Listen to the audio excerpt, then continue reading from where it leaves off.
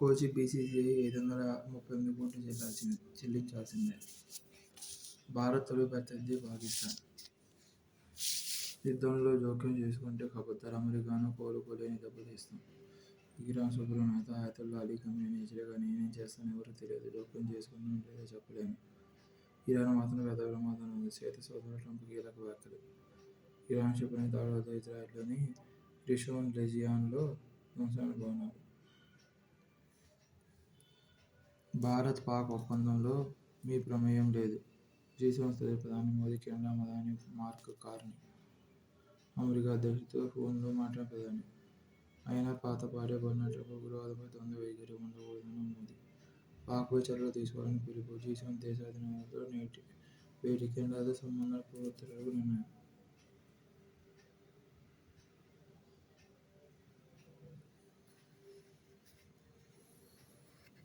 తొలిసారి నేరుగా జీ7 శిఖరాగ్ర సమావేశంలో మోదీ, ట్రంప్ల మధ్య ద్వైపాక్షిక భేటీ జరగాల్సి ఉంది. ట్రంప్ ముందుగానే వెళ్లిపోవడంతో అది జరగలేదు. దీంతో ఇరు దేశాధినేతలు మంగళవారం 30 నిమిషాల పాటు ఫోన్లో మాట్లాడుకున్నారు. భారత్ ఎన్నటికీ మధ్యవర్తిత్వానికి అంగీకరించదని పాకిస్తాన్ విజ్ఞప్తితోనే రెండు దేశాల సైన్యాలు చర్చలు జరిపి కాల్పుల విరమణ నిర్ణయం తీసుకున్నాయి. దీనిపై భారత్లో రాజకీయ ఏకాభిప్రాయం ఉంది. ఆపరేషన్ సింధూర్ సందర్భంగా పాకిస్తాన్, పాక్ ఆక్రమిత కశ్మీర్ ఉగ్రవాద సవాలును మేము లక్ష్యంగా చేసుకున్నాము.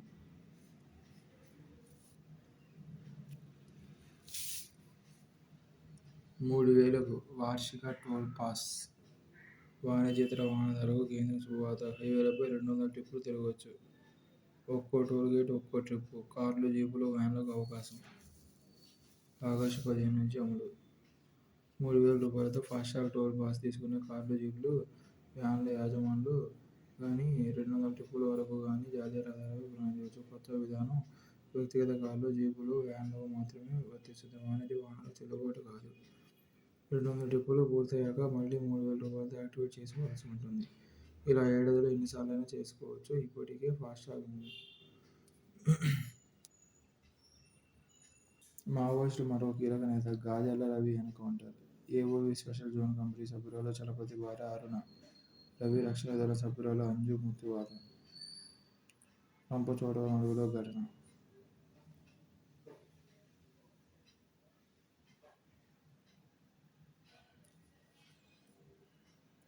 కర్నూలులో హైకోర్టు బెంచ్ ఏర్పాటుకు సహకరించండి. కేంద్ర న్యాయశాఖ మంత్రి అర్జున్ రామ్ మేఘ్వాల్కు మంత్రి లోకేష్ వినతి. ఉపరాష్ట్రపతి జగదీప్ ధన్కర్ హోంమంత్రి అమిత్ షాలతో భేటీ.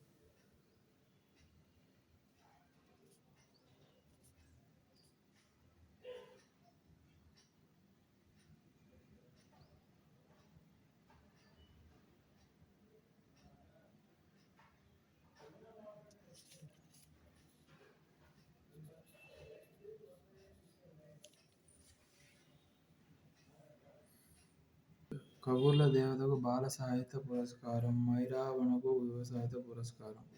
రచయితలు డాక్టర్ గంగిశెట్టి శివకుమార్ ప్రసాద్ సూరి. పొగాకు, మామిడి, కోకో కొనుగోలులో వేగం పెంచండి. రైతులకు ఎక్కువ ధర వచ్చేలా చూడాలి. అధికారులకు సీఎం చంద్రబాబు ఆదేశం. జూలై మొదటి వారానికి కోకో మొత్తం కొనాలి. రోజు 80 నుంచి 100 టన్నులు సమకూరుస్తామని తెలిపారు. ఐఎన్ఎస్ ఆర్నారా నౌకను జాతికి అంకితం చేస్తున్న chief of defence staff general Anil Chauhan, ENC chief Rajesh బెంతర్గా నివేదిక. రక్షణ దళాల సమన్వయంతో ఆపరేషన్ సింధూర్ విజయం.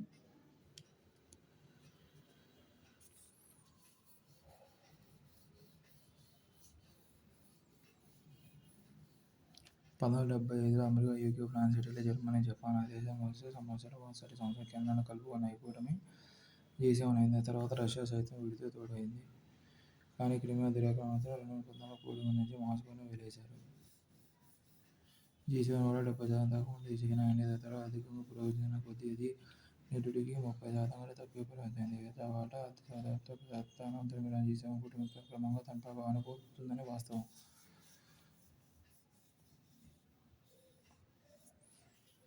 భారత్లో తయారీకి చైనా పెట్టుబడులు.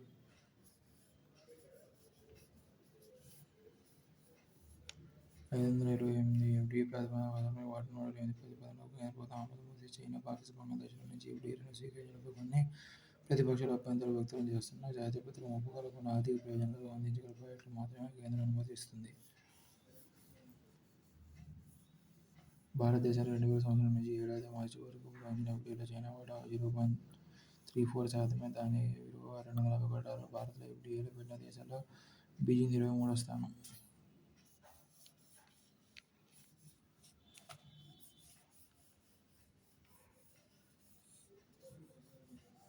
50 లక్షల కోట్ల డాలర్ల ఎగుమతి 30-30% దాకా 10 నుంచి 12. మరోవైపు ఆగ్నేయాసియా, దక్షిణ కొరియా, జపాన్ దేశాలతో అనుసంధానమైన సరఫరా గొలుసుల్లో భారత్ దేశ స్థానం నెలకొల్పే వేగంగా సరుకుల బట్వాడాకు వ్యాపారోత్పత్తి ఏర్పరిచింది. జన ఆరోగ్యంపై కొలవలి వేటు.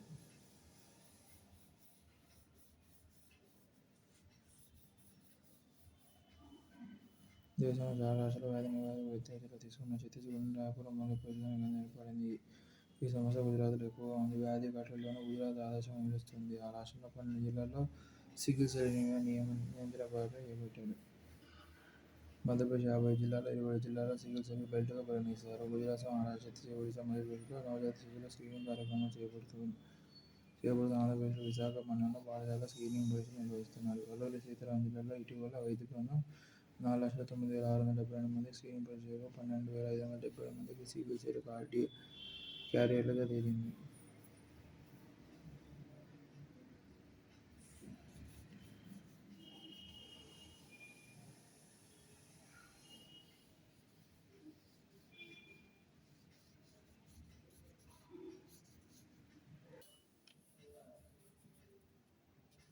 ఇజ్రాయెల్ గగనతలంపై తమ నియంత్రణ సాధించిన ఇరాన్ ప్రకటించింది.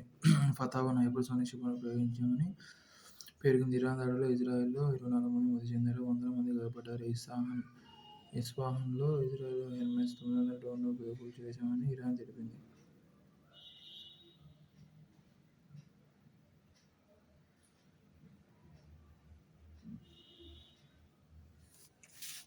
ఇండోనేషియాలో బద్దలైన అగ్నిపర్వతం. 10 కిలోమీటర్ల ఎత్తున ఎగిసిపడిన బూడిద వెనక్కి ఊరిన ఈదురుగాలి విమానం. తూర్పు ఇండోనేషియాలోని లెవోటిబీ లకీ అగ్నిపర్వతం మరోసారి బద్దలైంది.